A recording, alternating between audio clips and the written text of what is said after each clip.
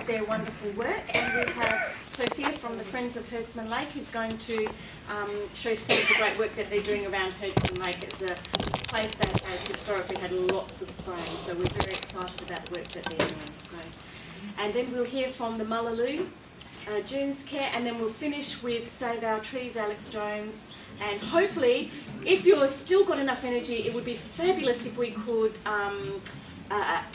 agree on maybe one resolution from the meeting here today, so that we could take all of this good work and energy and put it in a little letter to the government.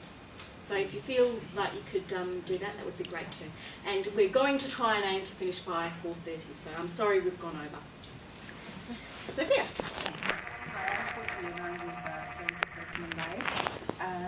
I'm going to be talking just a little bit, showing a few photos about our non-chemical weeding at the lake, particularly at Maurice Hammer Park, which is close to where I live actually, so it's quite handy. Didn't work. Oh, what? Are you pressing the down button? No, it's pressing the up one. So this group started in October 2013. It was started by Parks and Wildlife. We initially were hand weeding just with them in two main areas, in Glendalough Reserve, which is on the southeast side of the lake, and Porkeye Lake, which is on the north side. Since November last year, we started working with Stirling Council as well, weeding at a few bush pockets in Maurice Hammer Park. So the Herdsman Lake is managed by various entities. Two of them are Deepall, which is Parks and Wildlife, and Stirling Council. So they both spray in the lake chemicals a lot. The Deepall sprays in areas where the group works, not on the same days when we're weeding, but before and after and whenever they think it's necessary. And the City of Stirling also uses chemicals, but not on Maurice Hammer Park and the 4 bush pockets that we manage. That has been set as a chemical-free area. So this is Herdsman Lake, which is around 7 to 8 kilometres all around. And this is on the north side, the area that we work with Parks and Wildlife. There's a playground there, and that's about 200 to 300 metres across. So that's Parks and Wildlife area. This is as well Parks and Wildlife area. It's Glendalough Reserve on the southeast side. That's about 70 metres across. There's a little island in the middle of that small lake there, and we've weeded around there. And again, there's a playground there. This is City of Stirling area. It's Maurice Hammer Park, and those 4 bush pockets are the areas that are chemical free, or they're supposed to be. And there's a playground there as well. So in October 2014, we noticed signs of spray damage on a couple of young trees in one of the bush pockets in City of Stirling area. So this is what got us started working with the council, and therefore after that we established a chemical-free area. So this is one of the young trees. You can see that this tree is wilting. This brown area is where the weeds were, and they have been sprayed. And this is the other young tree. It's also wilting. This is the brown area. You can see that green area, which is the weeds that were not sprayed. Eventually, both trees completely dried and died. At this stage, when we noticed the spray damage, we had not yet started working with the council, but all of this beautiful mass of green are weeds, and so we decided to weed it and to remove the weeds. Because spray had been localized to around those 2 trees and a couple of more patches in amongst a greater mass of weeds. So we decided, all right, let's weed this and then speak to the council.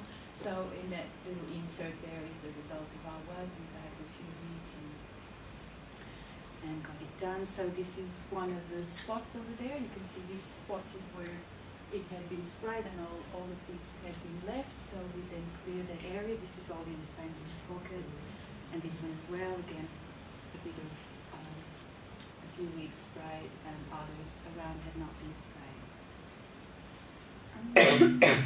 Oops, did I go back? Okay. So then we notified Stirling Council of the spray damage. We sent them photos. We told them that we had weeded, and we documented everything in photos. And We also propose to hand weed at this bush pocket and the other three neighbouring bush pockets, and we also asked for them not to use chemicals. And guess what? The council said yes. So we were very happy with that. And this is what they wrote back to us. They said they would not be using herbicides and that any further weeding should be done by us. Unfortunately, this month, so this was last week, we just saw that there was some spraying. So this is along the footpath in Bush Pocket 1 again. This is Atriplex. I don't know what type of Atriplex it is. Prostrata is not native to Australia. Australasica is, but I don't know if it is native to WA or not. And in the meantime, while we were wondering, this was sprayed. So now we need to, and again, there were some patches along the footpath that had not been sprayed.